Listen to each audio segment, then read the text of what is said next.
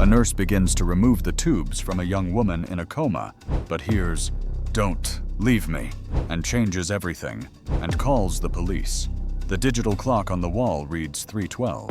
The light in the hallway is cold, almost blue. The hospital seems to be holding its breath. All you can hear are the wheels of a stretcher in the distance. A lost beep, a sigh that comes from nowhere. Aitana is in the nurse's station, her gown a little wrinkled, her hair tied up with a tired hair tie.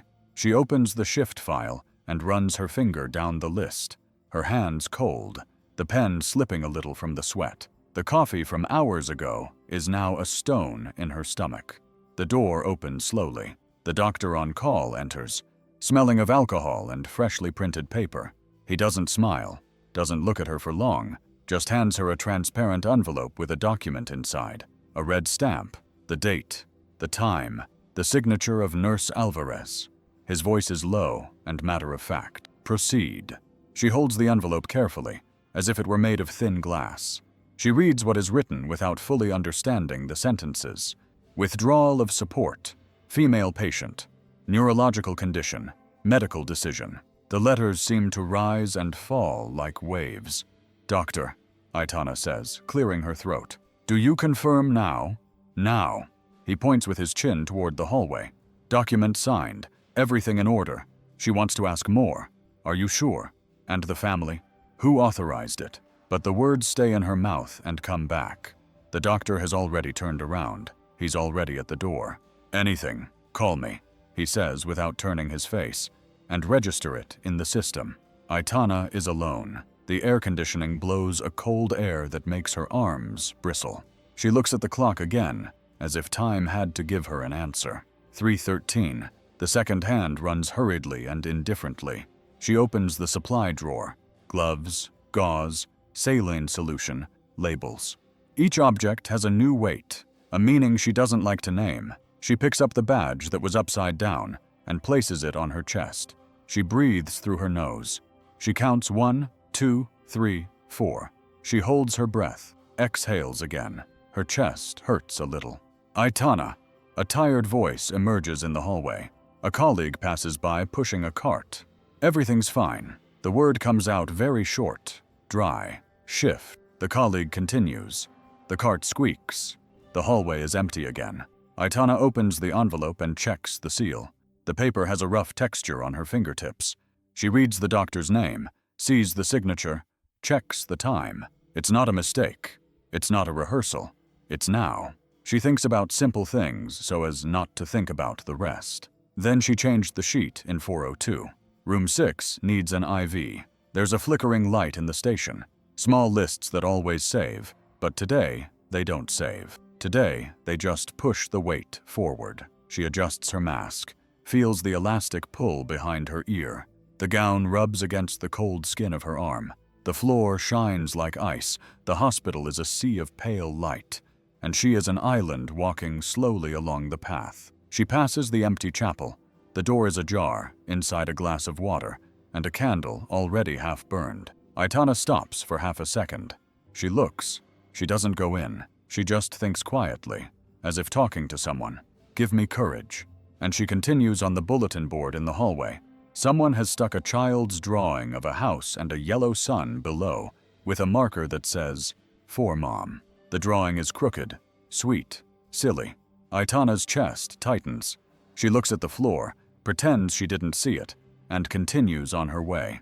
As she turns the corner of the ward, the light from the monitors paints the wall green. The rhythmic beeping sounds like a heart trapped in a clock.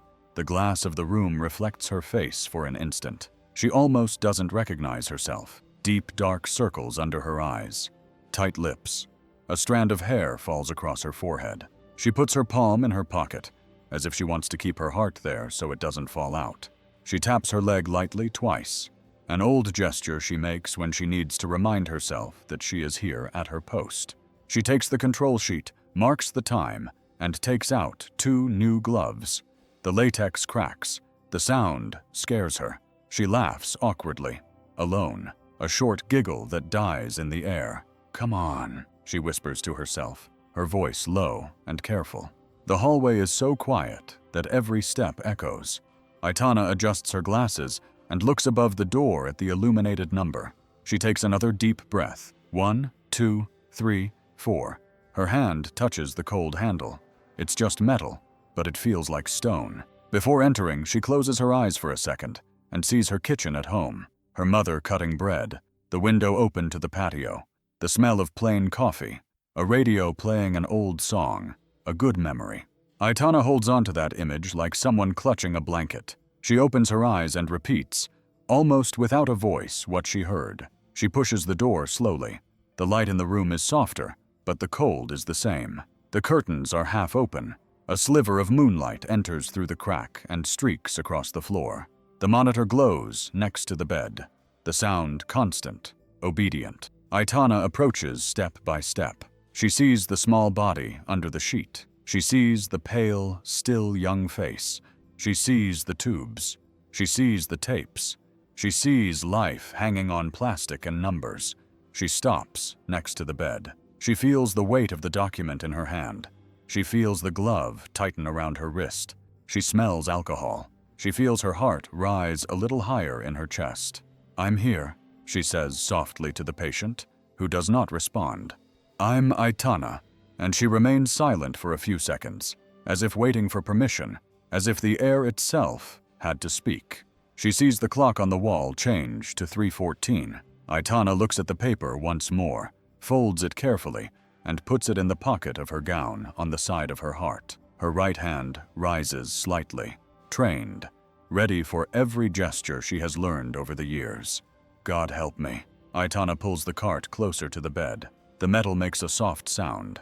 She places the tray within reach, checks the tube, the adhesive tape, the plastic clip. Everything is fine. She takes a deep breath. The sound of the monitor comes in waves. Beep, beep, beep, like footsteps in the dark. She moves slowly, whispering as if talking to her own hands. The cold light from the ceiling creates a halo on the patient's forehead. The face is so young, it hurts. The mouth is slightly open, pale skin, eyelashes stuck together. Aitana adjusts the mask on the face, pulls on the gloves, feels the latex crackle. Right hand on the connector, a trained gesture. She has done it before, but now the room seems smaller, the air denser. She holds the first connector. The plastic is smooth and cold. She turns the lock, an almost silent click, and the second she lets go, there is a breath, a thread of air that seems not to exist, but it does exist. "Don't leave me so weak," it seems. It's not a memory. It's here. Aitana freezes. Her shoulder tenses. Her fingers remain in the air, still bent. She doesn't breathe for a moment. Her eyes dart around the room as if someone had entered. Who spoke? Her voice comes out thin, frightened. "Hello? Is anyone there?" Nothing. Just the air conditioning blowing. The sheet doesn't move. The window closes off the outside world with a gray rectangle. The clock glows 3:15. "I heard it," she says more quietly, as if she needs to prove it. "I heard it." The monitor, previously obedient, flashes differently. A line rises a little higher, then falls. Aitana takes a step back, bumps her calf on the cart, almost drops the tray. Calm down, she murmurs, hand on her chest. "It's me. Everything's fine." She looks at the young woman's face. The skin on her lip trembles just a little. Maybe it's the air. Maybe it's the machine. Maybe not. Aitana leans her body closer, her ear next to the bed. The patient's breathing is minimal, a warm thread that touches Aitana's skin for a second. She speaks again, asking with fear and hope mixed together. "If it's you, speak again." Silence. A silence that hurts. The entire hospital seems to hold the sounds, as if someone had put the night in a bottle. The only noise is the insistent beep rhythm, life. Aitana tries to compose herself, the tray. The clamp returns to its position, but her hand does not obey. She feels the glove stuck to her fingers, the hot sweat inside. The connector she released seconds ago now weighs like lead. She looks at it as if it could answer. "I'm not crazy," she says, her mouth almost motionless. "I'm not." The leather of her shoe makes a dry sound on the floor as she takes half a step. The IV tube moves a little, a metal clip on the stand. Aitana presses her lips together. She thinks about calling someone, but her throat closes up. There is a silly embarrassment. What if it was nothing? What if they laugh at me? She looks at the empty door. Who spoke? She repeats, now almost a whisper with regret. Who is here? The air responds with coldness. The monitor light flickers again. The line rises gently, as if the heart wants to remember that it exists. Aitana feels her own heart respond, beating loudly and unevenly. She presses the base of her neck with 2 fingers, trying to calm down. I heard you, she says to the patient softly, as if telling a secret. I heard you say, don't leave me. The words get stuck in her throat. Leave. Aitana closes her eyes for a moment, just to hold back the tears that are starting to fall. It's not time to cry. Not now. Breathe through your nose. 1, 2, 3, 4. The air escaping from the mask makes a slight sound. She opens her eyes and brings her face close to the patient's without touching her. The smell is of alcohol and clean sheets. The young woman's hair has a loose strand touching her forehead. Aitana resists the urge to remove it. She remains still, as if she doesn't want to scare away a little bird. If it was you, speak carefully, syllable by syllable. I'm here. She puts her hand on the iron of bed to steady herself. The cold metal asks her to wake up, to be practical, to fulfill what she came to fulfill. The document in her pocket weighs more than paper, a weight that calls her name without a voice. The monitor beeps again, and the line rises a little, then falls. Aitana feels a strange force rising from her stomach to her chest. It is not anger, it is not joy, it is something she cannot identify. She realizes that she is holding her breath, and lets it out slowly, almost a sigh. Who spoke? He insists, now looking directly at the patient's mouth. It was you, wasn't it? The lights don't flicker, the bed doesn't shake, the ceiling gives no answers. Only the body lying there still. But there is something, an almost sound, an almost nothing that only someone very close can notice. Aitana brings her head closer, as if placing her forehead in the silence. I heard it, she repeats again to the room. I swear I heard it. She takes a step back and looks at the tray, the connector slightly out of place, her own hands trembling a little with each tremor, and now with each, and now, a tiny fear tiptoeing across her skin. Aitana closes her eyes for 2 seconds, just 2, and in that brief emptiness, she remembers the simple kitchen in her house, her mother saying, daughter, always listen to what is small. What is small is also God. She opens her eyes with a moist smile, her mouth firm. The monitor responds with time. Beep. A line rises. Life insists. Aitana places her hand with all the care in the world on the bed rail. The touch is so light that it is almost non-existent, and she speaks softly, like someone promising something she does not yet know how to fulfill. She swallows, presses her lips together, and in one quick movement pulls the tray back. The metal scrapes the floor with a harsh sound. With her trembling hand, shaky hand, she puts the connector back in place. The click is small, but sounds like thunder in the silence of the room. The monitor responds with a firmer line. Beep. The young woman's heart insists on staying there. Ready, whispers Aitana, almost voiceless. Are you sure? I'm not going to disconnect her. She looks toward the door, afraid that someone has seen her or that a camera has recorded anything. Only the cold light from the hallway coming through the crack. Her fingers go to the red assistance button. She presses it. The sharp sound is heard throughout the area. A flashing light comes on above the door. I'm not going to do this, she says, this time more firmly, as if trying to convince herself. I'm not going. Her heart is beating very fast. The beats are so strong that she feels them in her neck, in her ears, in every part of her body. She takes short breaths. She feels as if she is committing a crime and at the same time saving a life. The control center responds with a noise on the intercom. Nurse Alvarez, do you need anything? The metallic voice leaves Aitana breathless for a second. She almost says, no, everything's fine. She almost lies, but she sees the girl in the bed, so fragile, so alone, and she feels that it would be a betrayal not only to the patient, but also to herself. I'm not going to disconnect her. Her voice comes out broken and trembling. Listen carefully. I'm not going to disconnect this patient on the other side. Silence for a few seconds that feel too heavy. then just a dry, cold acknowledgement, as if they were writing something down in a report. Aitana closes her eyes. Fear grows like a shadow inside her, but something bigger also grows, the certainty that she can't back out. She approaches the bed and looks at the young woman again, the name on the bracelet. Valentina Cruz, 19 years old. A name without a story, without a face for the world, but now, for Aitana, it is a name that beats. "Who are you, girl?" she whispers.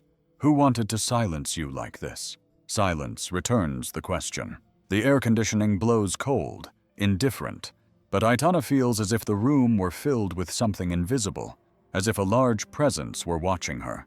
Her heart is still in turmoil, her hands still trembling, but next to the bed, there is a strange force that keeps her standing. She does not know where the order came from. She does not know why now. But one thing is clear. It wasn't just duty that spoke louder. It was the weak, almost muffled voice that asked, "Don't leave me." And Aitana decided she would never leave her. She takes the girl's hand, carefully, afraid of breaking something. It's a light, cold hand, almost weightless. And yet in that weakness, there is something that screams. "Valentina," whispers Aitana, as if the name were forbidden. "I heard you. I'm staying." Her breathing becomes entangled. She had never spoken to unconscious patients before, but now she cannot remain silent. It is as if silence were more cruel. She is only 19 years old. She continues in a low voice, almost a prayer. "It is so little, too soon for them to take you away like this." Aitana looks at the file they left on the cart, the cold sheets of paper, the harsh words, "Cause of coma, accidental fall," a stamp at the bottom, as if that were enough to explain someone's life. "Fall," she repeats with bitterness. "Fallen. Where, girl? Who wrote this? Who decided?" She looks again at the serene, motionless face. The chest rises and falls so slowly that it seems like a secret. The half-open mouth shows youth interrupted, like a movie that someone stopped halfway through. Aitana swallows. Her heart beats fast, as if it wants to push her to do more, to search for more. But for now, all she has is Valentina and that name printed on the bracelet. Valentina insists, now a little closer to the patient's ear. "I don't know who you are. I don't know if anyone out there is still waiting for you to come back. But I know that you called me. I heard you, and I'm going to stay." The silence in the room is broken by the constant beeping of the monitor. Each sound seems to confirm her promise. "I'm going to stay." Aitana closes her eyes and grabs Valentina's hand tightly, as if she wants to lend her her own life. I swear, the tears want to come out, but she holds back. She can't falter. Not now. She caresses the cold skin of the girl's wrist with her thumb. It's a small, almost childish gesture, like a mother who rocks her baby without realizing it. 1,000 questions flood Aitana's mind. Who was Valentina outside of here? Did she study? Did she work? Who laughed with her on her last birthday? Who cried when she didn't come home? Why is there no one registered under her name? That emptiness. It hurts more than the doctor's orders. A name without a story is like a cry without an echo. She brings her mouth close to the girl's ear again and speaks once more, now firmly, as if engraving the words in the air. "I won't leave you alone, Valentina. I heard you. I'm staying." The monitor keeps ticking. The room seems to breathe with Aitana. She exhales slowly, and for the first time that morning, she doesn't feel like she's following protocol. She feels like she's making a pact. Her gaze travels over the girl's body, and suddenly something begins to bother her. She leans closer and closes her eyes. There are marks, many marks on the left arm, purple spots scattered in strange places. They don't look like marks from a simple fall. They are round, as if someone had squeezed too hard on the shoulder. Another dark bruise in an isolated spot. Aitana touches it carefully with her fingertips on the sheet and feels her heart beat faster. "This isn't from a fall," she murmurs, almost without realizing she has spoken. She pulls on the sleeve of the young girl's hospital gown and reveals even more of her thin, fragile arms. They are covered in marks. It's not a single blow. It's scattered irregularly, as if the pain had been repeated several times. The air conditioning blows harder, and the nurse feels a chill. She swallows hard and brings her face closer. That's when she notices something small, but striking on the right hand. A fingernail is broken, and stuck in the corner of the nail is a tiny piece of red thread. Aitana holds her breath, carefully takes a pair of tweezers from the tray, and removes the thread. She places it on the white gauze to see it better. It's small but bright red, like those bracelet threads used on the wrist for promises, faith, protection. She looks at the girl, then at the thread. Her heart is beating very fast. "Where did you get this, Valentina?" she asks quietly, as if expecting an answer. No one responds, only the monitor blinking insistently, reminding her that life still goes on. Aitana slowly closes her hand over the thread, then slips it into her gown pocket and keeps it as if it were gold. The gesture is instinctive, intentional. She doesn't know why, but she feels that it can't be thrown away. Something inside her screams that this matters, that it tells a story they don't want you to see. She looks back at the broken nail and imagines the scene. The young woman trying to defend herself, grabbing something or someone tightly. Maybe she ripped off the thread in the struggle. The idea makes her throat tighten. "My God," she whispers, putting her hand to her mouth. "What did they do to you?" Cold lights in the room seem even harsher now. The fragile body on the bed, motionless, tells a story that the paper in the file did not dare to record. It was not just a fall. It couldn't have been a simple accident. She adjusts the sheet again. But this time, the gesture is not technical. It is a gesture of care, like someone asking for forgiveness. She places her hand on the patient's arm, just above the marks, and speaks firmly, as if promising something to a fallen friend. "I saw it, Valentina. I saw what they wanted to hide. I still don't know what happened, but I saw it." She closes her eyes, fighting back tears. The silence weighs heavily, but in her heart a certainty grows. Those marks will not be ignored, and the red thread, now hidden in the pocket of her coat, burns against her body as if it had a life of its own. Aitana sits in the chair in the corner of the room. The document is still folded in her robe pocket, but it feels like it weighs a ton. Her chest won't calm down. She takes a deep breath, puts her hands on her knees, tries to calm down, but she can't. She can't get it out of her head. She takes the paper, opens it slowly, her eyes scanning every line, every stamp. The letters hit her soul like a hammer. Withdrawal of life support. Date, time, signature. Dr. Camilo Castillo. So far, everything seems correct. But when her eyes drop to the bottom of the document, the detail jumps out. The medical council registration number. A number that Aitana has seen hundreds of times in shifts, files, reports. Only there it is wrong. 2 digits reversed. "No, it can't be," she murmurs, bringing the paper closer to her face. She runs her finger over it, as if her touch could correct it, but it doesn't. The error is there, small but glaring. She closes her eyes and tries to remember all the times she saw Dr. Castillo's signature. It always came with that same number. It was almost automatic. The doctor signed without even looking. So who wrote this? Who was in such a hurry? Her stomach churns. A chill runs down her spine. "This document could be fake," she says softly, almost not believing her own words. Her heart is pounding. If it's fake, someone did this in a hurry. Someone wanted to erase Valentina quickly, without giving her time for anything. Aitana runs her hand over her forehead, feels the cold sweat, remembers the doctor's empty gaze of the doctor's eyes when he gave her the envelope. She remembers the emotionless procedure, and now that detail, 2 numbers changed as if the rush had been greater than the care. She clutches the paper in her hands, the harsh sound of the crumpling sheet seeming to scream inside the room. Who did this? Who wanted to get rid of this? She asks the silence. She looks at the girl in the bed, her chest rising and falling slowly, almost imperceptibly with each weak breath. A silent accusation. "Valentina, they tried to erase you as if you were just a piece of paper. It's just a wrong signature." Aitana's voice trembles. "But I saw the lie." She feels the tears welling up in her eyes, but she doesn't let them fall. She takes a deep breath, stretches the paper again, smooths it with her hand, folds it carefully and puts it in her pocket. That is now more than a document. It is proof. It is a cry. It is the difference between truth and silence. Aitana moves closer to the headboard and runs her hand over the pillow to smooth it out. The fabric is rough, full of little balls. and the zipper scratches her fingertips. As she lifts the sheet slightly to straighten the pillowcase, something slips out and makes a dry sound on the mattress. A small glint. She stops and pulls the sheet carefully, as if discovering a secret. It is a thin, simple, worn necklace. The chain is slightly tangled with a small knot near the clasp in the center. A small medal of St. Jude. The cold metal makes the skin of her glove bristle when she picks it up. The image of the saint is scratched, as if someone had pressed it hard during a prayer.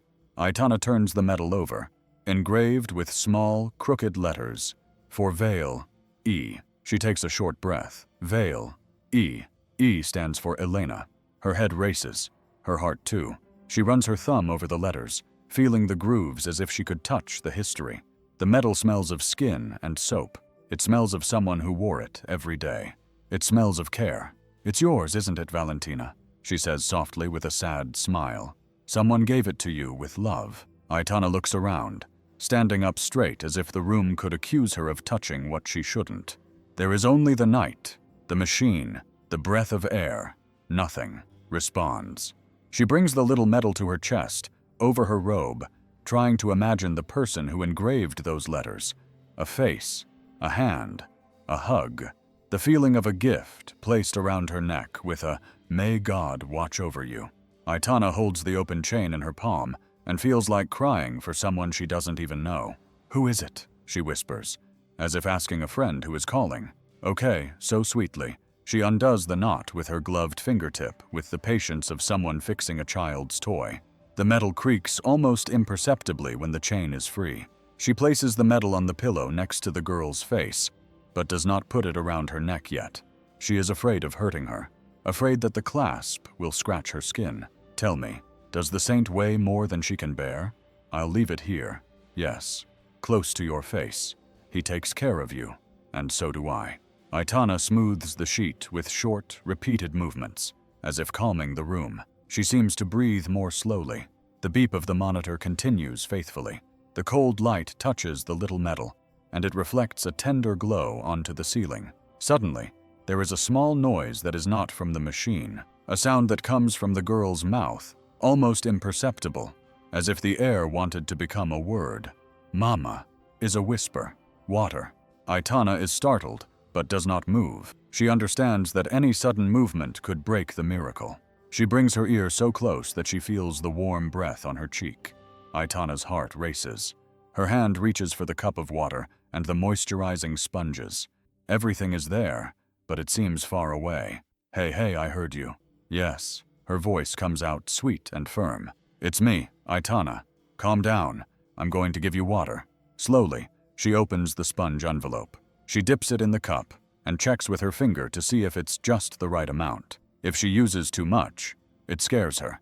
If she uses too little, it doesn't help. Aitana rehearses the gesture in the air and then touches the corner of her lips with the sponge. She touches, as if kissing without touching, whispering just a little. Don't swallow quickly, just wet the girl's mouth. She accepts the touch, her lip trembling as the sponge passes 2 or 3 times. The saliva returns slowly. A spark of life appears. Aitana sees a tear form in the corner of Valentina's eye, a small round drop struggling to escape. She holds back her tears, but her eyes burn. This is no time to break down. It's time to take care of Saya. Better ask in the same low tone, "If you need me, call me. I'm here." Her lips move again, almost soundlessly. "Mom, I know." Aitana responds with a pain that is both good and bad. At the same time, "You love your mom. I know. She wets the sponge again and gently cups her mouth, as if drawing with water. The girl's tear falls, tracing a soft path across her pale skin until it disappears into the pillow. Aitana dries it with the tip of the gauze, lightly, so as not to take away the hope as well. Ready, take a deep breath without taking your eyes off the young woman's face. "You are not alone, Valentina. I am here." The room becomes even quieter. It seems as if the night has bowed. The little medal next to her face shines again. For now, it weighs more. It is a door. It is someone who exists outside somewhere, thinking, suffering, praying, Aitana places 2 fingers on the recording, almost like an amen inside a quiet fire. Asks if it was a fall. Why such a rush to disconnect? Why a piece of paper running in the middle of the night? Why that necklace hidden under the sheet like someone protecting a treasure? Aitana doesn't answer. She can't. Not now. She just feels that the question remains, as will the water on her lips and the little medal next to her face. She sleeps a little and says in a calmer voice, "I'll stay and watch over you. If you need me, call me and I'll come running." The monitor marks a nice rhythm. The girl's mouth, now moist, rests without cracks. Aitana adjusts the pillow once, pulls the sheet up to her chest, slowly brings the medal close to the fabric near her collarbone, doesn't pin it on, just brings it close, like someone bringing hope closer, straightens up, clears her throat, and leaves her hand there on the sheet a few seconds longer than the protocol says, holds the night with her palm, holds life with her gesture. "I'm here," she repeats softly, like a song, "and I'm not going anywhere." She looks at the landline phone. The device seems larger than it is, as if it were a portal between life and danger. She approaches slowly, each step echoing through the silent hallway. The hospital is asleep, but her eyes are wide open. She picks up the receiver, the cold plastic making her fingers tingle. The sound of the dial vibrates in her ear. She hesitates for 2 seconds, closes her eyes, and then speaks firmly, even though her voice trembles. "Switchboard, I need you to call the police on the other end." A short crackle, then a professional male voice, but one laden with urgency. "Nurse, repeat that." She takes a deep breath and feels her chest ache. Possible falsification of medical documents and risk of death for the patient. "I need immediate intervention." Silence. Only the sound of air entering and leaving her nose. The response takes longer than it should. When it arrives, it cuts like a knife. "Nurse, hey, don't get involved." Aitana's heart races even faster. She presses the receiver against her ear, as if physical force could clear the way. "What do you mean, don't get involved?" Her tone rises, but is still a whisper, afraid of being heard in the hallways. "I have a 19-year-old patient here who can't defend herself, and there's a document that may be fake. This isn't protocol, it's a crime." The silence on the other end is heavy, laden with meaning. Aitana feels a chill run up her spine. Her chin trembles. "Listen to me." Her voice is now almost a plea, but full of truth. "I'm a nurse, but before that, I'm a person, and people don't turn their faces away when a life is asking for help. I'm not going to pretend I didn't hear. I'm not going to pretend I didn't see." The earpiece crackles again. The response is dry, sharp, lower than before, almost threatening. "Don't insist." And the line goes dead. A long beep invades her ear. Aitana stands still with the receiver in her hand, unable to move. Her eyes burn, her throat closes up, and the feeling of loneliness hits her hard. She is alone against something bigger, something she doesn't know the size of, but her body won't let her back down. She hangs up the receiver firmly and grabs the edge of the table to keep from falling. She takes a deep breath, breathes again, until she feels the air returning to her lungs. She looks around the room at the girl in the bed, so small, so fragile, so quiet. Her mouth seems to want to move as if she were holding a secret trapped in her throat. Aitana thinks aloud, with a lump in her throat. "Who wants to silence you, Valentina? Who?" Agile, so quiet. Her mouth seems to want to move as if she were keeping a secret trapped in her throat. Aitana thinks aloud, with a lump in her throat. "Who wants to silence you, Valentina? Who?" Aitana walks down the hallway with short, almost lifeless steps. Every cold lamp lit on the ceiling seems to follow her, as if the hospital were a huge eye watching, waiting for her to stumble. In her pocket, the crumpled document and that little piece of red thread burn against her body, like hidden embers. The silence weighs heavier than a scream. She pushes the dressing room door open carefully. The smell of disinfectant and cheap soap envelops her. There are lockers lined up, some locked with keys, others with rusty padlocks. Aitana slowly takes off her gown and folds it calmly, but her hands are still shaking. The sound of the fabric crumpling echoes loudly in her head. She sits on the wooden bench, rests her elbows on her knees, and clutches her head. She closes her eyes for a moment, but she cannot rest. The image of the motionless girl, the voice saying, "Don't leave me," the marks on her body, the hidden necklace. It all comes back like a wave that never stops crashing. Her hand goes to her pocket, searches for the red thread, holds it with her fingertips, lifts it up under the dim light of the dressing room. It is a small, worn piece, but full of meaning, a simple thread, but one that says more than all those papers with stamps and fake signatures.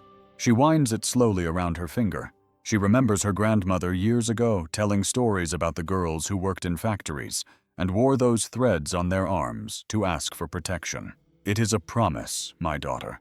It is faith. Whoever wears it carries hope on their wrist. Aitana.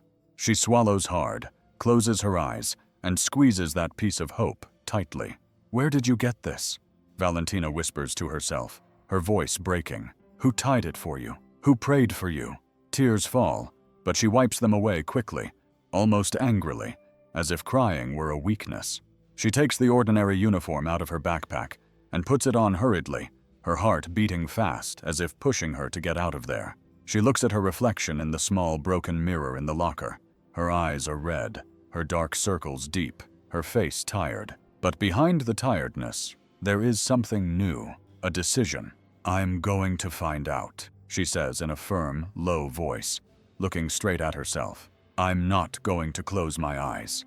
Aitana puts the thread in her pants pocket as if it were an amulet. She closes the locker slowly, turns the key, and takes a deep breath as she leaves the dressing room. The hallway seems longer than before, but she doesn't hesitate. She walks toward the side door of the hospital and feels the cold, early morning wind on her face.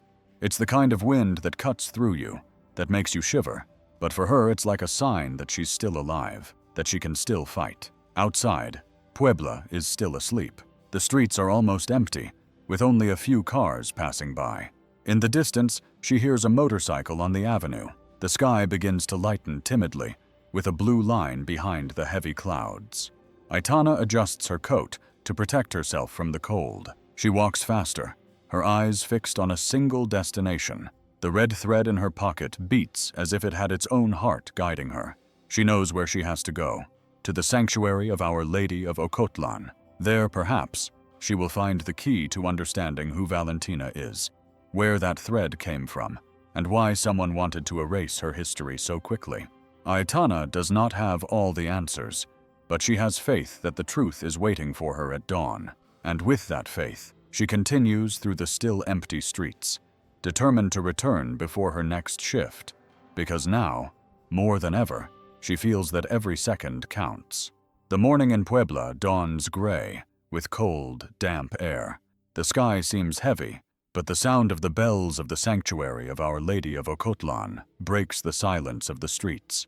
Aitana walks to the courtyard, her heart still racing from the early morning. Her tired feet tread on the cold stones, and each step sounds as if the entire sanctuary can hear her arrival. Upon entering the courtyard, she sees dozens of red ribbons hanging from the railings and tree branches, some already faded by the sun, others new with the knot still firm, moving in the wind. Each ribbon seems to have a story, a plea. The red contrasts with the gray of the day, as if small embers scattered in that sacred space.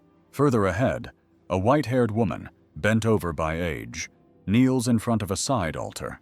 In her hands, she holds 3 small candles, which she lights one by one calmly, as if she knows that each flame is a life she wants to protect. Aitana approaches slowly, not wanting to interrupt. "Good morning," she says in a respectful whisper. The woman raises her eyes, clear eyes full of wrinkles from time and faith. She responds with a small, kind nod. Aitana takes the piece of red thread out of her pocket, opens her hand, and shows it to her. "This thread, do you know what it means?" The woman touches her chin, thinks for a moment, then looks at the ribbons hanging around her. "Many girls use it," she says in a hoarse but firm voice. "It's a promise. They say it protects against the evil eye. Here, those who work hard, and who suffer a lot, cling to this." She touches the thread in Aitana's hand, as if recognizing an old story. Many girls in the maquila wear it. The thread seamstresses tie it around their wrists and ask St. Jude to give them strength. Aitana feels a lump in her throat. She looks at the red thread between her fingers, as if it now weighs more. Makila, she repeats slowly with a dry mouth. Will Valentina, the lady, doesn't ask any questions, doesn't insist, just lowers her head, makes the sign of the cross, and looks back at the lit candles. Aitana takes a few steps across the courtyard, looking at each red ribbon moving in the wind. The smell of melted candles and incense fills the air. The sanctuary seems to hold secrets in every stone, every shadow in the side entrance near the alms box. Something catches her attention. A crumpled envelope, forgotten, badly hidden at the bottom of the wood. She looks around. No one is there. Her heart races. Her hand trembles before she pulls it out. Inside is a folded photo, marked by time. Aitana opens it carefully, as if afraid of breaking it, and then she sees Valentina, young, smiling, her hair tied up any old way. Next to her is a woman in an apron, her arms around the girl's waist. They both look happy, with the simple joy of those who, little but does it, with love. Aitana runs her finger over Valentina's face in the photo, and her smile seems alive, as if giving her back a little hope. Aitana's chest hurts. That girl in the hospital bed was once life in motion, laughter, hugs. She turns the photo over. On the back, written in blue pen, are hurried but loving letters. For me, Vale. Her heart skips a beat, the same as the little medal. Who are you? Aitana murmurs, almost like a plea. She puts the photo in her pocket next to the red thread. The weight increases, but it's not just weight. It's a clue. It's a story that wants to be told. The sanctuary bell rings again. The sound spreads across the courtyard. Aitana looks up at the gray sky, takes a deep breath, and feels that she is getting closer and closer to the truth. But along with that, the question that won't leave her alone grows. Who tried to silence Valentina's voice? She closes her fist over her pocket, squeezing the thread and the photo, and promises in a low voice, almost like a prayer, I'm not going to stop. I'm going to find out. The wind blows through the red ribbons, and each one seems to respond with a gentle movement, as if approving her decision. The return to the hospital tastes like metal in her mouth. The sun is already up, but the hallway still cold. Aitana enters through the side door, swipes her badge, and feels the plastic scrape her neck. Her heart beats fast, as if someone were knocking on the door from the inside at the end of the hallway. Mr. Matteo's cleaning cart squeaks with a bent wheel. He is short with slumped shoulders and a worn cap. When he sees Aitana, he gestures discreetly and points his chin toward a more empty corner near the water fountain. Mrs. Aitana, he whispers, looking first to the sides. Come here, just for a second. She approaches the bucket. The smell of disinfectant and wet rags rises. Matteo lowers his voice even more, almost pressing his lips to the air. I saw something, he says nervously, squeezing the mop handle. In the early morning, a man in a suit, a dark suit, shiny shoes. Here, Aitana feels her skin bristle. On our floor? He nods with a short, huh, and moves her eyes as if afraid the walls might hear. He gave the guard a piece of paper, the disconnection paper, handed it to him. I was passing by with the cart and pretended not to see anything. He recognized him, asks Aitana, almost without a voice. Family doctor, representative? Matteo swallows. He wasn't a doctor. He didn't have a badge. He smelled of cigarettes. But he puts his hand to his nose and grimaces. It wasn't cheap cigarettes. It was expensive ones with perfume. You know that smell that lingers in the hallway? That same one. Aitana closes her eyes for a moment as if the smell could appear right there. Her hand searches the pocket where the crumpled document seems to throb. What time was it? She can't remember. Everything was quiet. There was hardly anyone around, she replies, looking away. I don't like to get into trouble, ma'am. I thought I should know because I saw you with the girl carefully, and yesterday the noise on the intercom stops, cutting off the sentence. Fearful of the echo, the two remain silent. In the distance, you can hear a stretcher, a lost beep, hurried footstep. Aitana feels a knot in her stomach. Thank you, Matteo, she says, simply, sincerely. Thank you for trusting me. He looks up with moist eyes. Take care, he asks quietly. Here, when it smells like expensive cigarettes, it's because there are important people nearby. She wants to ask more, to grasp every little detail, but she sees the fear on his face and doesn't insist. She touches his arm gently, a quick gesture of gratitude, and walks away. The question burns. Who is that man? Why did he bring the paper that silences a life? Before the thought is finished, the receptionist's voice sounds over the loudspeaker. Nurse Alvarez. Management. The hallway seems to get smaller. Aitana adjusts her gown and takes a deep breath and walks. The door to the office is heavy. The secretary doesn't smile. She just nods. Inside, Dr. Camilo Castillo is standing with his back to the window. His gown looks new. The pen in his pocket glitters on the desk. A pile of reports. The metal pen aligned with the edge. Everything too neat. Sit down, he says unkindly. Aitana sits down. Her hands find her lap so that shaking is noticeable. He doesn't offer her water, doesn't ask how her shift was. He just closes the door with a sharp push and stands there like a judge. You disobeyed, he says bluntly, without beating around the bush. You received an order and didn't comply. That has consequences. Sign the report and forget about it. He pushes a sheet of paper across the desk. Aitana looks at the cold lines, the blank space waiting for her signature. Her heart skips a beat for a second. The room seems to... She breathes, counts to 4, and looks up. Doctor, her voice is soft but firm. That signature on the order isn't yours, is it? A heavy silence falls. Dr. Camilo presses his lips together, moves the pen with his thumb, and looks away toward the window as if the sky could answer for him. It takes him a little longer than usual to speak again. You're confusing things, he says without looking up. What matters is protocol. There are decisions that do not concern the nursing staff. There is a hierarchy. Aitana does not back down. I respect the hierarchy, doctor, but I respect life more. And when I see a changed number, too much haste, and a 19-year-old girl asking not to be left alone, her voice trembles a little, but she controls it. I can't just press a button and pretend I didn't see anything. He finally looks at her. His eyes are hard, but the glint in them. Her finger taps twice on the table near the report. Sign and continue your shift. It's best for everyone.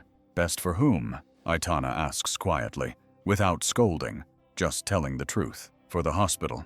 For you. For the one who brought the paper in the early hours of the morning, smelling of expensive cigarettes. His jaw tenses.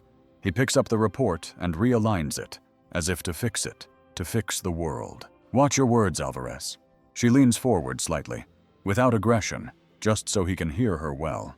That's what I'm doing, doctor. Taking care of them. They stare at each other for a moment. That seems too long to fit in that room. An elevator bell rings in the distance. A phone rings somewhere and stops. The air becomes heavy. Can I go back to my area? She finally asks. He takes a while to respond. When he does, his voice is cold. Can you? Aitana gets up, thanks him with a short gesture, and walks towards the door.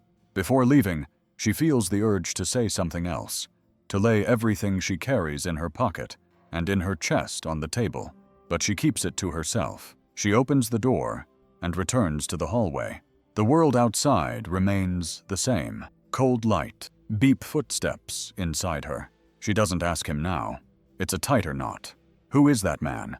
And why couldn't the director look her in the eye when she talked about the signature? Aitana squeezes the paper and feels the crumpled paper and the piece of cable. She walks, and the sound of her own footsteps seems like a promise. Aitana is at the nursing station checking files, but her mind is not there. Her eyes return again and again to the hallway, as if she were waiting for something. Then Marisol appears, her hair pulled back, deep dark circles under her eyes, her uniform wrinkled, but on her face that expression of complicity of someone who keeps a secret. She approaches quickly, looks to the sides, and without saying anything, slips a small USB drive into Aitana's hand. Here, she whispers, almost without moving her lips. Aitana blinks in surprise. What is this? Marisol leans closer. I took it from the monitor in Valentina's room. It has ambient audio. They think no one checks it, but I know where the hidden input is. Aitana's heart races. She holds the USB drive as if it were something sacred. And you already heard it? Marisol takes a deep breath, hesitates, but replies. Just the beginning. Before your shift, a very clear male whisper was recorded. What did it say? Aitana asks, her voice caught in her throat. Marisol swallows, looks at the floor, and replies as if repeating the words weighs heavily on her today. The phrase falls like a stone in the air. Aitana feels her skin freeze and her hands tremble. Are you sure?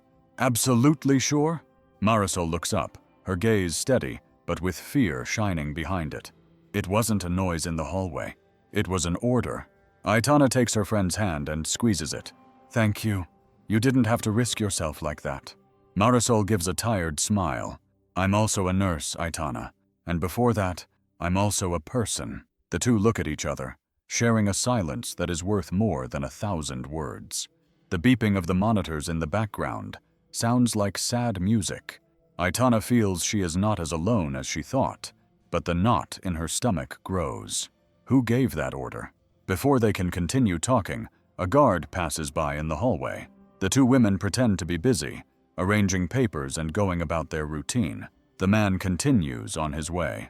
Aitana takes a deep breath and puts the USB drive in her pocket as if she were hiding fire. Hours later, in the surveillance room, Aitana asks the technician to check the camera in the hallway near Valentina's room, using the excuse of checking for suspicious movement.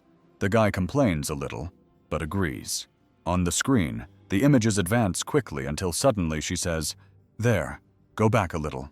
The clock reads 00:02:41. The hallway appears empty for a second. Then a woman enters, wearing a blue coat with the hood up, walking quickly. She stops in front of the glass door to the room, rests her forehead against the glass, and remains motionless, crying silently. The image has no sound, but the gesture says more than 1,000 words. Aitana puts her hand to her mouth, moved. The scene lasts just over a minute. Then the woman wipes her face with the sleeve of her coat and runs down the side stairs. The technician asks her question without interest. "Do you need a copy?" Aitana replies quickly, almost breathless. "Please." The boy shrugs, records the video on a USB stick, and hands it to her. Aitana holds the device as if it were a heart beating outside her chest. Her mind races. That woman is the same one in the photo, the one in the apron smiling next to Valentina. Could it be her? She puts the USB stick away with Marisol's. Two little pieces of truth against a sea of silence. The woman's face in front of the glass won't leave her mind. That gesture of resting her forehead, the stifled crying. It wasn't just any visit. It was someone she loved. Aitana leaves the room, her chest tight, her steps quick. Her heart repeats the question that won't leave her alone. Who are you? And why could you only watch from afar? The hallway seems even longer, but inside her, a certainty grows. The truth is closer than ever. Aitana was carefully smoothing the sheet, almost as if caressing it, when something slipped under the fabric and fell to the floor with a dull thud. She bent down quickly, thinking it was just a button, a loose buckle, something small, but when her fingers touched the wet object, they felt the cold plastic of a badge. She turned it over in her palm, and her heart froze. The badge had Valentina's young face on it, her hair pulled back, a simple uniform, a serious look, as if she already carried too much weight for her age. Below the photo were clear letters. Maquila San Martin B, line 3. Aitana swallowed. "You worked in Maquila," she murmured, looking at the sleeping girl, only 19 years old and already trapped on a factory line. Her eyes moved up to the printed word, line 3. The number seemed to scream, as if it were not just information on the badge, but part of a mystery. She turned the badge over, handwritten on the back, in pen almost erased by time or sweat. It said 23E. Aitana frowned. 23E? What's that? She asked in a low voice, not expecting an answer. The badge was wet, its edges damp, as if it had been hidden on purpose, perhaps washed, perhaps left in a hurry. The plastic was worn, as if it had been worn every day, hanging on her chest. She ran her thumb slowly over the girl's name, as if she wanted to bring back her voice to what she was trying to tell her with this. She sat on the edge of the bed, holding the badge as if it were evidence of a crime. The hospital continued with the same repeated sounds. Beeps, footsteps, the air conditioning blowing cold air. But inside Aitana, everything was a scream. She took her cell phone out of her pocket and quickly dialed the number of the factory written below the ID. Her heart was beating too fast. She pressed the call button and brought the phone to her ear. The ringtone sounded once, twice, 3 times. No one answered.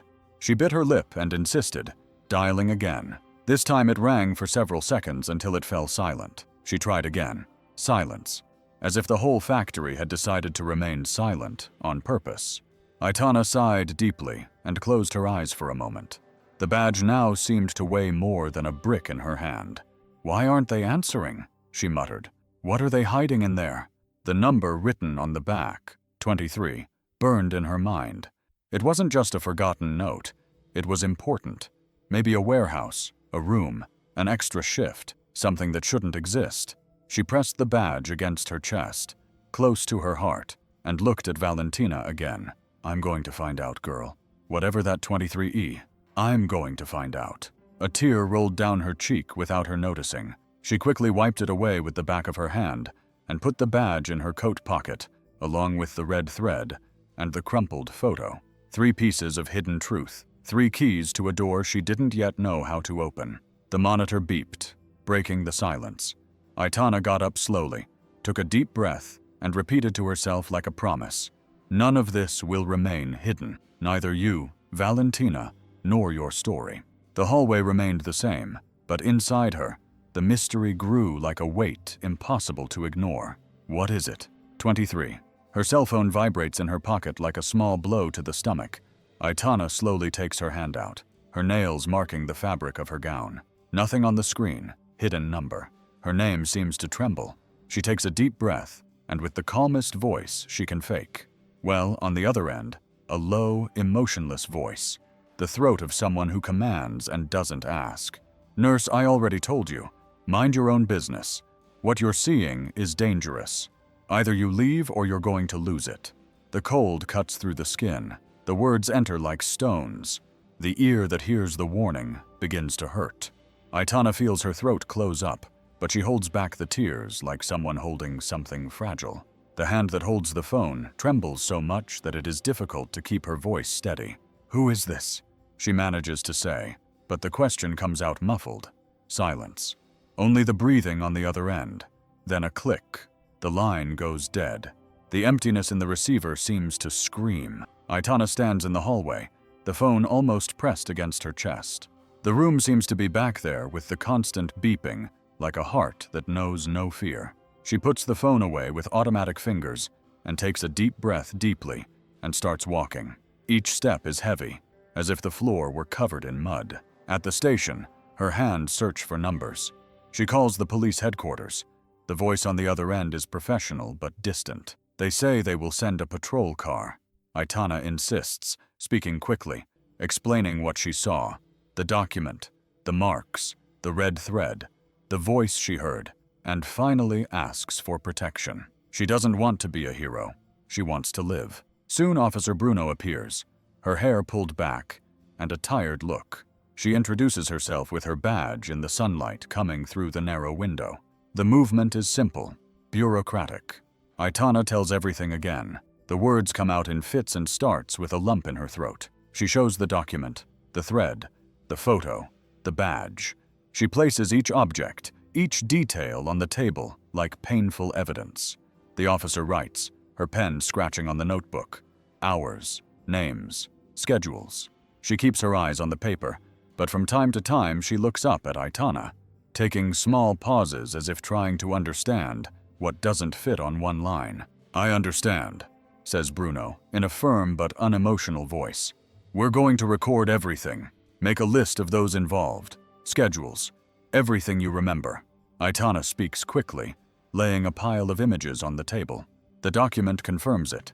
The man in the suit seen by the doorman, the woman leaning against the glass, the audio recording. Each piece she hands over. Her chest tightens, slightly, and tightens again. The officer just takes notes. She wants protection, now. Bruno asks dryly where she is going to stay. The question hurts. Aitana thinks about her shift hours, the people who need her, the girl in bed. Her mouth closes. "I'm staying at the hospital," she replies, almost in a whisper. "I can't leave." Who will take care of her if I leave? Bruno breathes, holds the pen, makes a quick gesture in the notebook. I understand, he says. I'm going to talk to the delegation. I'll see if there are any patrols available nearby, but I can't promise a 24-hour escort. Nurse, there's a line, there's priority, there's order. I'll ask for more frequent rounds. Write down your request. The words fall heavily. Aitana feels a mixture of relief and helplessness. Someone heard her, yes, but the world responds with rules. The officer, although firm in her stance, does not hide the truth in her eyes. There are not enough people, not enough resources, not enough guarantees. Please, Aitana almost whispers, controlling her voice so as not to break down. Just write everything down. Don't let anyone erase anything. And if messages like this arrive again, come quickly. Bruno looks at her with a little compassion, resting his hand on the table as if he wants to offer something more than a pen. I wrote everything down. We're going to open a report. If you receive another threat, notify us immediately. Don't ignore it and save evidence, screenshots, recordings, whatever. Aitana shows her cell phone, the numbers, the USB drive Marisol brought, the badge, the photo. The officer holds each object for a second, and the simple act of touching them causes a tear to escape, which she tries not to let fall. Thank you, says Aitana, her voice breaking. Bruno returns the objects and gives her a card with a direct number for the police station.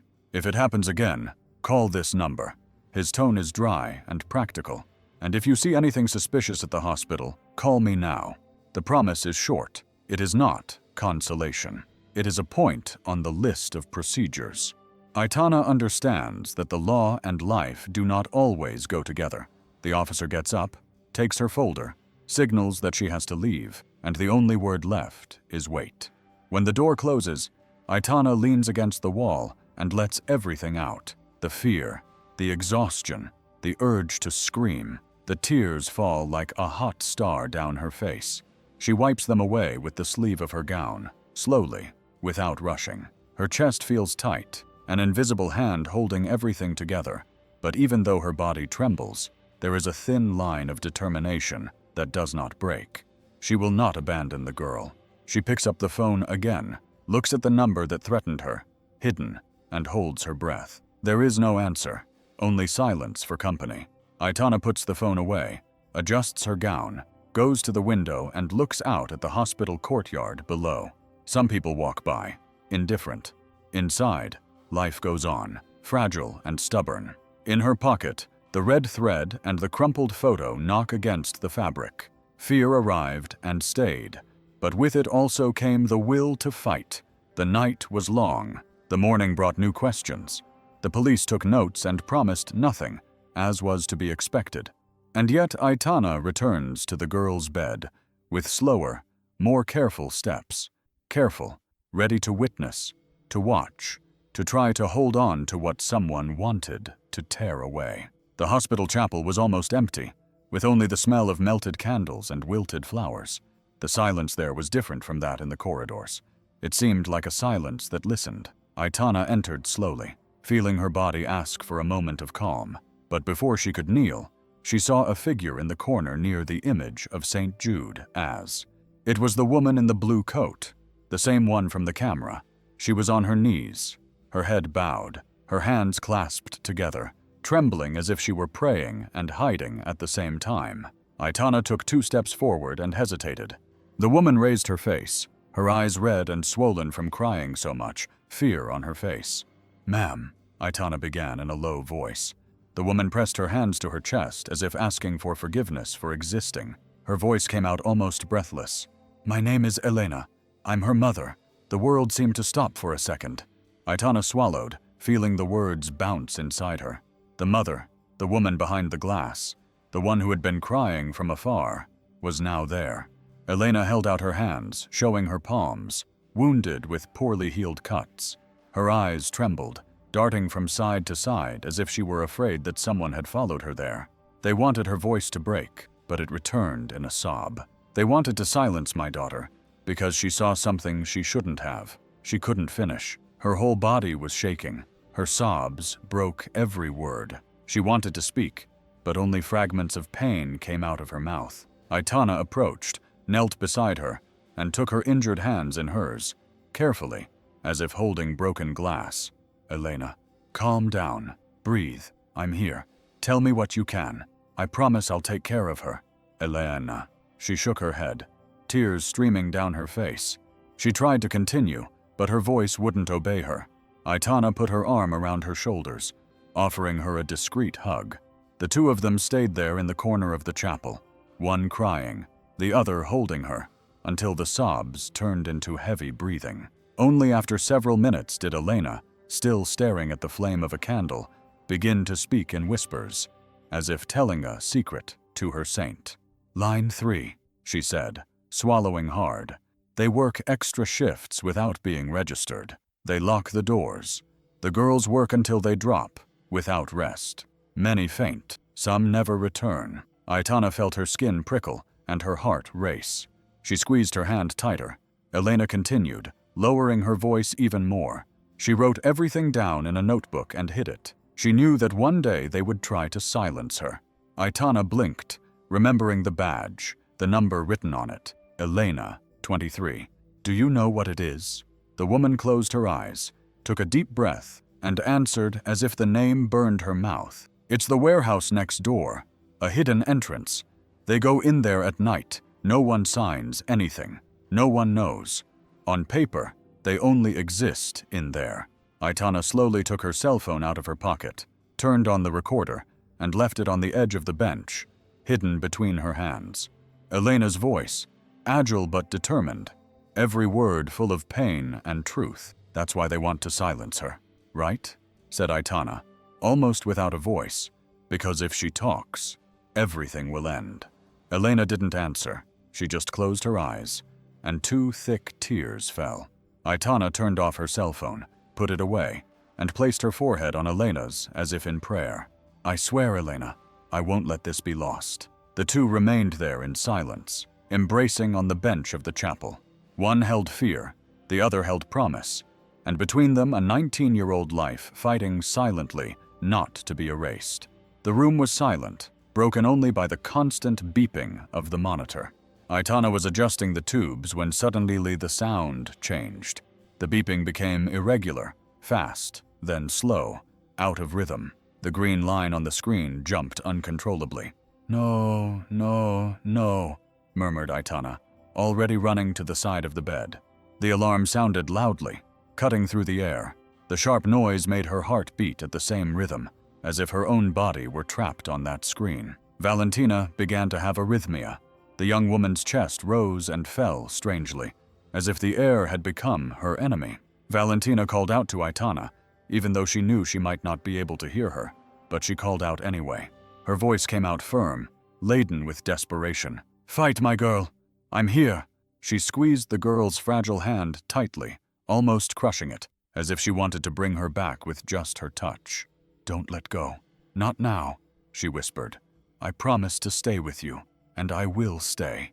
Marisol rushed in, her eyes wide open when she saw the monitor. She put her hand to her mouth but didn't scream. She just approached and instinctively began to pray in a low voice, almost like a broken song. "Our Father, who art in heaven, hallowed be thy name." Aitana couldn't take her eyes off Valentina. Her body was shaking, but her voice was steady. "Come on, breathe with me. 1, 2. She spoke in rhythm, as if she could guide the girl's heart with words alone. "Don't go, my child. Don't go." The green line continued to jump irregularly, but little by little, as if obeying, it began to find its rhythm. The beep returned to a more stable, yet fragile rhythm. Aitana let out a long sigh, but did not let go of Valentina's hand. It was at that moment that she saw a tear running down the corner of the girl's eye, so small, so discreet, but real. Aitana brought her other hand to the girl's face and wiped away the tear with her fingertip. Moved. "I know you're in there. I know it." Her voice came out broken, but firm.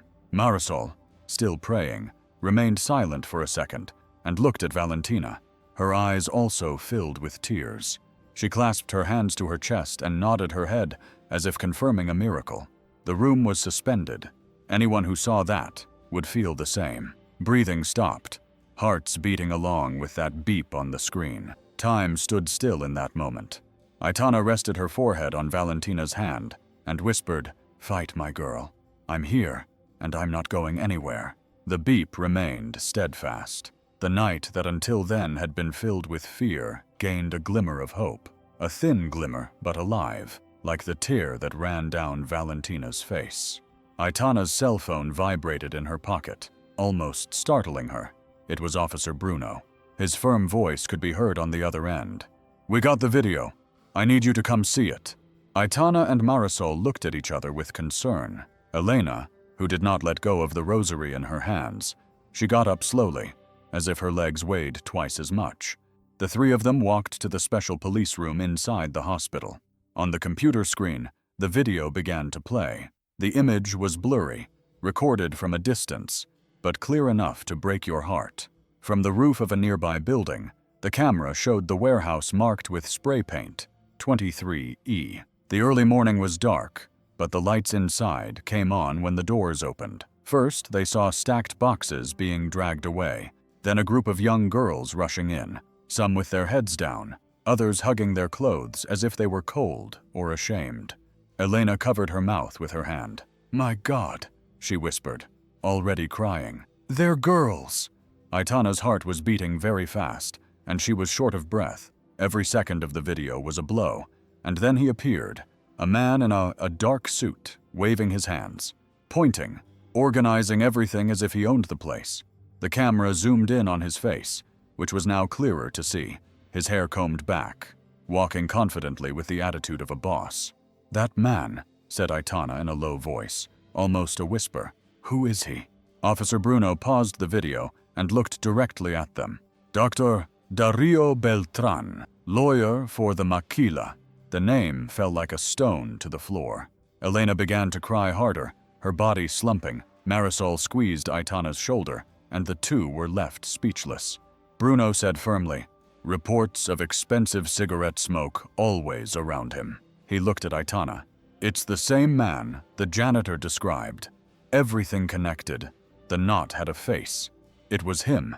Aitana closed her eyes for a moment, as if she needed to gather her strength, then opened them, looking at the girl in the video, at the boxes, the man in the suit. "So it's true," she said, her voice filled with anger and pain. "They wanted to silence Valentina because she saw." Bruno nodded and turned off the screen. "We have enough now." In the afternoon, the scene at the hospital was different. Firm footsteps could be heard in the hallway. Aitana, Elena, and Marisol walked together toward the officer's office. Bruno was at the table, and all the pieces of the truth were gathered there. The false document, the red thread, the Maquila badge, Maquila, the crumpled photo, the voice recording, the video from the warehouse, and Elena's testimony. Each thing alone seemed insignificant, but together they were a cry that could not be ignored. Bruno reviewed everything, wrote more notes, put a stamp on it. "It's ready. The order will be issued now." Aitana's heart was beating so hard, it felt like it was going to burst out of her chest. Elena, with her hands clasped together, cried silently, repeating softly, "Thank you, God. Thank you." Hours later, the news was heard in the hallways. Arrests at the San Martin factory. Police entered the warehouse and arrested men in suits and work clothes. Among them Dario Beltran, who held his head high, trying to look strong, even though his hands were already cuffed. The lawyer who smelled of expensive cigarettes, now left without the power he thought would never end. At the hospital, Aitana heard the news on the radio from a nurse. The knot in her chest loosened, but did not disappear, because when she looked at Valentina's room, the monitor was still flashing. The signs were stable, yes, but the girl was still asleep. Aitana put her hand on the glass door, looking inside. Valentina seemed calm, but one thought hurt her like a knife. What if she never wakes up? Silence responded. Marisol stood beside her, holding her breath. Elena rested her forehead on the glass like that hidden dawn, but now with a little hope in her eyes. The three of them stood there looking at the girl. Outside, the world was finally moving against the guilty parties, but inside, time still depended on a fragile heart beating slowly, waiting for its chance to live again. The dawn was long. Outside, The sky was already beginning to lighten. Through the tall windows in the hallway, a soft orange color pushed back the darkness. Inside the room, the air was still cold, but something felt different. It was no longer just watching, it was waiting with hope. Aitana was sitting next to the bed in her wrinkled robe, her hair loose from exhaustion, a rosary borrowed from the chapel in her hand, her eyes marked by a sleepless night. Suddenly, the beep of the monitor remained the same, but Valentina's breathing changed slightly. A movement almost invisible, but enough for 8 to straighten up suddenly. Valentina whispered, afraid to believe it. The girl's eyelids trembled, slowly at first, then a little more. Her chest rose at a different rhythm, like someone coming out of a nightmare. And then, as if the sun outside had won, her eyes opened slowly, heavily, but they opened. Time stood still. Her eyes looked at the ceiling, the wall, until they searched for something, someone. Her confused gaze found Aitana sitting there firmly by her side. The nurse dropped the rosary in her lap and covered her face with her hand to hold back the tears that were already falling. She approached slowly with a smile between sobs. "Okay, I'm Aitana," she said softly, her voice full of emotion. "I'm here with you." The girl's eyes filled with tears, as if they recognized not only the person, but also the promise. Her mouth moved out. Mom tried to say something, but nothing came out except a very faint, muffled sound.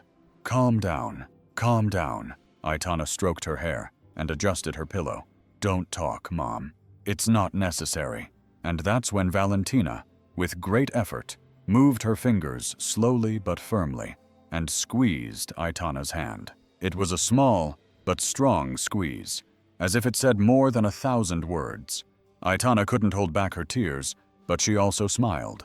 She brought Valentina's hand to her chest, feeling her heart beating strongly under her palm. She knew it. She whispered with a broken voice, "I heard you that night. Don't leave me." And she didn't leave her, her little girl. "Here I am." Tears ran down both their faces. Aitana leaned over and touched her forehead to Valentina's for a moment, letting that gesture fill the void of the past nights. Valentina blinked slowly with her eyes still heavy, but now bright. Aitana held her hand when suddenly the girl's mouth tried to form sounds. It was a painful effort, as if each letter cost her breath. "Mama!" Aitana felt her heart leap. She leaned closer. "Mama," she asked tenderly, "do you love your mama?" Valentina nodded yes, tears gathering in the corners of her eyes. At that moment, the door opened. Elena entered, still wearing her blue coat on her shoulders, her face marked by sleepless nights. When she saw her daughter awake, she brought both hands to her face, stumbling over her own steps. "My girl," her voice broke, a cry and a sob at the same time. Aitana stepped aside, making room. Elena threw herself next to the bed, took her daughter's hand, and covered it with kisses and tears. "I'm here, okay? I'm here," she said over and over. "I looked for you. I prayed. I cried. My girl." Valentina couldn't speak well, but she raised her fragile arm and pointed with effort to the pillow where Aitana had hidden the little medal. The necklace glowed in the soft light of dawn. With trembling fingers, Valentina touched the medal, then looked at her mother. A whisper, almost soundless, came out. "Hey, it's you." Elena closed her eyes tightly, crying even more, hugging her daughter carefully, as if afraid of breaking something precious. Aitana felt her chest fill up and her eyes fill with tears. The answer was there, engraved on the medal. It belonged to Elena. Mother and daughter remained like that, in silence, only with sobs and sighs. The room seemed sacred. After many minutes, Valentina moved her lips again. Almost nothing came out, but Aitana leaned in to listen. "They wanted me to die forever," Valentina whispered. Aitana frowned, her whole body bristling. "Why, my girl?"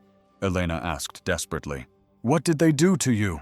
Valentina closed her eyes tightly, as if remembering hurt, then opened them, and, with effort, pointed to the pillow where Aitana had hidden the little medal. The necklace sparkled in the soft light of dawn. With trembling fingers, Valentina touched the medal, then looked at her mother. A whisper, almost inaudible, escaped her lips. "Is that you? Forever." Aitana frowned. her whole body bristling. "Why, my child?" Elena asked desperately. "What did they do to you?" Valentina closed her eyes tightly, as if remembering hurt, then opened them and whispered with effort, "Because I recorded everything on my cell phone." The two were in shock. Aitana squeezed her hand, trying to give her courage. "Where is it?" she asked firmly but sweetly. "Tell me where you hid it." The girl's breathing was short, but the answer came out clear enough to chill the room. "Under the altar of the sanctuary, in the alms bars." Aitana closed her eyes, remembering the photo in the clear envelope. The photo was not just a memory. It was protection. It protected the hiding place. The circle was closing. She looked at Elena, who was still holding her daughter's face, crying. She looked at Valentina, who was struggling to keep her eyes open, and in her heart, she felt the weight and strength of the truth. The girl had risked everything to keep the evidence safe. "Calm down, my girl," said Aitana, stroking her forehead. "You kept it safe, and now we're going to bring it to light." The monitor continued to beep steadily, and amid the pain, there was one certainty. Valentina was not alone. She would never be alone again. The following hours were like a whirlwind inside the hospital.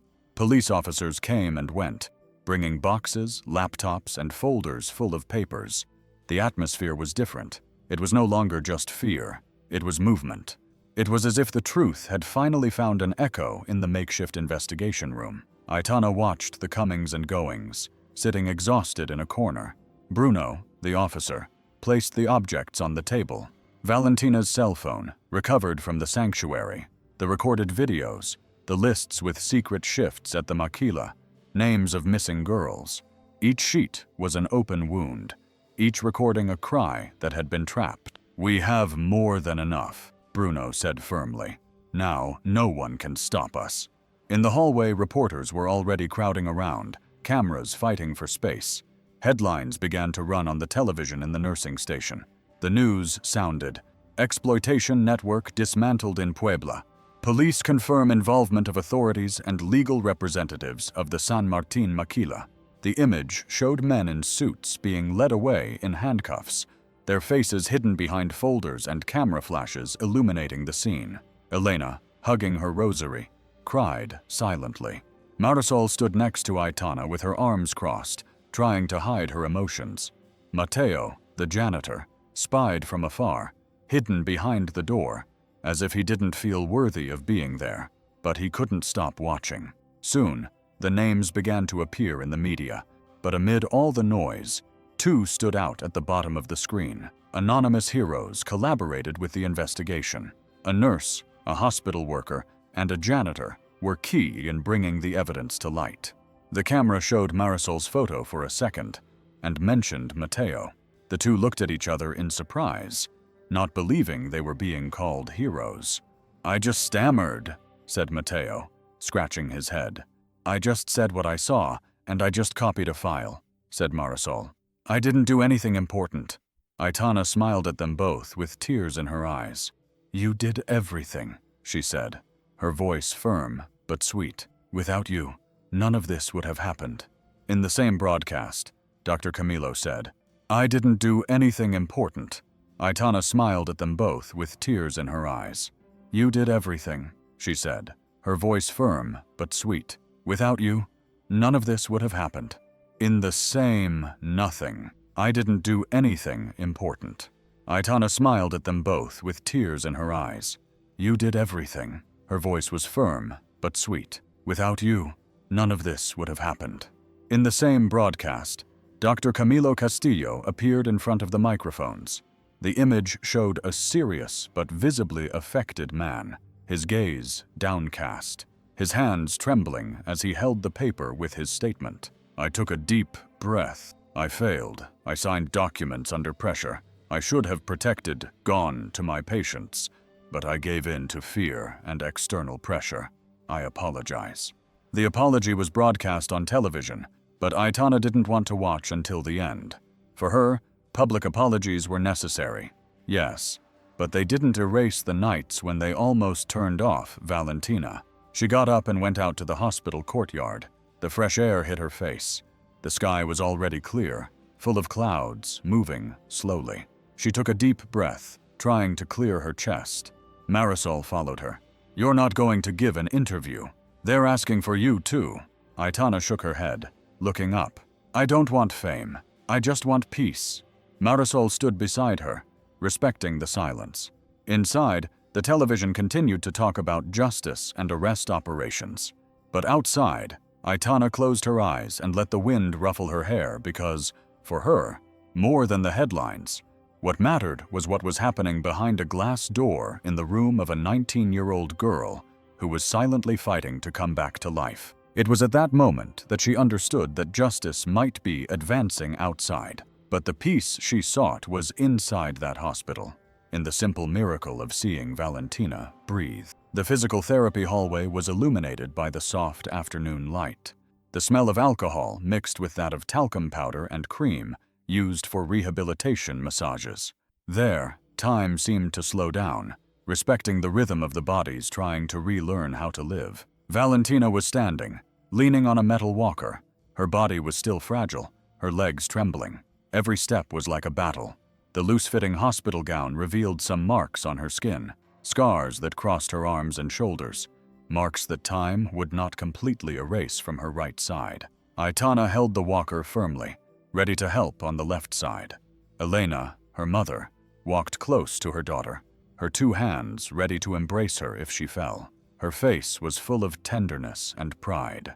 "Slowly, my girl," said Aitana, encouraging her step by step. "No one is in a hurry." Valentina took a deep breath, her breathing short, and took another step. The metal of the walker made a noise.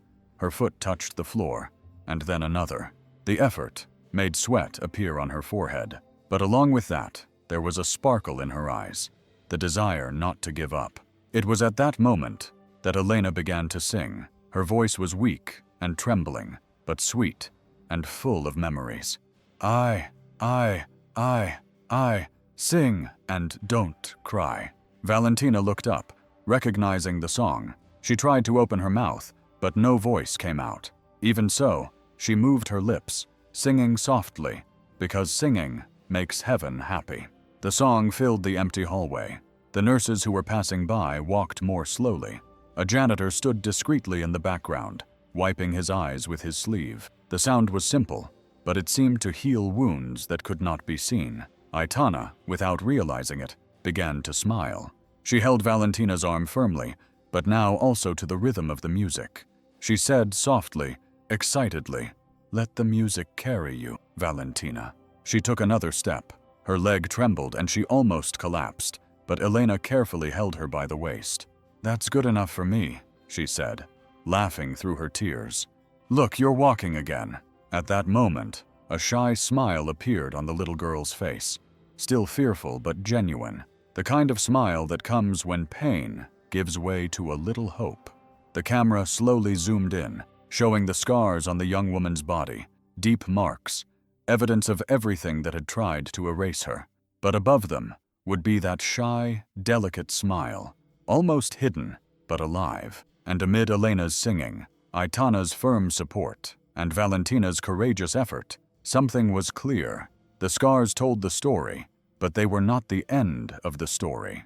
And the shy but real smile said more than any words. She was coming back to life. The day was clear, but inside the hospital, the atmosphere remained heavy by routine. Monitor beeps, quick footsteps, short voices. Aitana walked down the hallway, her white coat already a little worn, but still full of dignity, a simple folder in her hands, containing her official transfer request. She sat down in front of the supervisor, a man accustomed to stamps, not stories. He looked up from the paper, curious, the center of attention for victims, and asked, frowning, "Are you sure, Aitana? It's hard work, people broken, heavy stories. Not every nurse can handle that." Aitana took a deep breath, her eyes tired but steady, without hesitation. "I'm sure, doctor." He rested his hands on the table, waiting for more, and she continued unhurriedly, each word coming from the heart. "I learned that caring is not just following a protocol. Sometimes caring is disobeying. It's listening to what no one wants to hear. It's staying when they tell you to leave." A silence filled the office. The supervisor adjusted his glasses but did not respond, only looking at her more intently, as if trying to understand where that strength came from. "Do you know how many years of service you have already?" he asked, almost as if challenging her. 32, she replied proudly. His glasses, but didn't respond. He just looked at her more deeply, as if trying to understand where that strength came from. "Do you know how many years of service you have?" he asked, almost as a challenge. 32, she replied proudly. "And I've never felt so much meaning in what I do as I do now." He signed the request and pushed it back toward him. His hands trembled a little, but his heart was at peace. Hours later, in Valentina's room, Aitana, she entered slowly. Elena was sitting next to the bed, combing her daughter's hair with a care that resembled a prayer. Valentina, still fragile but with more color in her face, smiled slightly, as if she were learning to use her facial muscles again. Aitana stood at the door for a moment, observing, then approached, placed her hand on Elena's shoulder, and smiled at both of them. "I have news," she said softly. "My transfer. I'm going to the Victim Care Center." Elena opened her eyes, genuinely surprised. "But why leave this hospital?" Aitana knelt down beside the bed, level with Valentina. She looked directly at the girl, then at her mother. "Because you reminded me why I put on this gown." Her voice broke, but she continued. "It's not to sign papers. It's not to obey without thinking. It's to be there for those who have been forgotten, who need to be heard." Valentina raised her weak hand and held Aitana's fingers. She didn't say anything. She still didn't have the strength to talk much, but her grip was firm and full of gratitude. Elena, with tears in her eyes, brought her hand to her chest. "You saved us, Aitana, and now you're going to save many more." Aitana smiled emotionally and kissed the young woman's forehead. "You saved me too." And there, in that simple room, amid shy smile, stymied laughter, and real tears, a new meaning was born. Aitana would not just be a nurse on duty. She would be the voice, the embrace, and the courage of all those who, like Valentina, were almost silenced. "Aitana sent you a message to talk to you. Are you listening?" That night, I was just going to follow an order, sign a paper, follow a protocol, turn off a machine. That was it, just that. But then I heard a faint, almost invisible voice saying, "Don't leave me." And I couldn't leave. I couldn't turn my back. I stayed. If it were you, you would have stayed. If this story touched you, tell me in the comments what you would have done in my place.